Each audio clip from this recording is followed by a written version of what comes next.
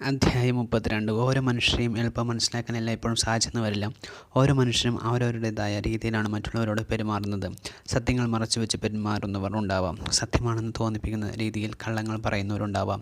ഇന്നലകളിൽ നമ്മളോട് മറ്റുള്ളവർ നല്ല രീതിയിൽ പെരുമാറിയതുപോലെ ഇന്നും നമ്മളോട് നല്ല രീതിയിൽ പെരുമാറണമെന്നില്ല.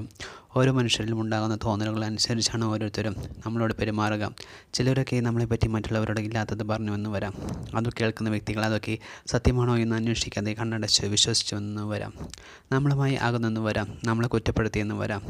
സാഹചര്യം അനുസരിച്ച് വിശ്വാസവഞ്ചന കാണിക്കുന്നവർ നമ്മൾക്കിടയിൽ ഒരു പക്ഷേ കാണുമല്ലോ. തെറ്റുകൾ മറച്ചു വയ്ക്കാൻ ശ്രമിക്കുന്നവർ നമ്മൾക്കിടയിൽ ഒരു പക്ഷേ ഉണ്ടാവും. തെറ്റുകൾ എത്ര നാൾ മറച്ചു വെച്ചാലും സത്യം ഒരിക്കൽ പുറത്തു വരുമെന്നത് മറക്കാതിരിക്കുക.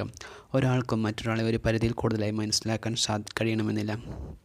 മാനസിക ശാരീരിക ബുദ്ധിമുട്ട് ഉണ്ടാകുമ്പോൾ പലരുടെയും പ്രവൃത്തികളിലും നമ്മളോടുള്ള പെരുമാറ്റത്തിലും ഒരുപക്ഷേ കാര്യമായ മാറ്റങ്ങൾ ഉണ്ടായെന്ന് വരാം. അസ്വാഭാവികമായ മാറ്റങ്ങൾ ഒരാളിൽ ഉണ്ടാകുന്നെങ്കിൽ അതിൻ്റെ പിന്നിൽ എന്തെങ്കിലും തരത്തിലുള്ള കാരണങ്ങളുണ്ടാകും. അത് കണ്ടെത്തി ശരിയായ വിധത്തിൽ പരിഹരിക്കാൻ ശ്രമിക്കുക. അല്ലാതെ ആ വ്യക്തിയെ കുറ്റപ്പെടുത്തിയതുകൊണ്ട് മാത്രം കാര്യമില്ല.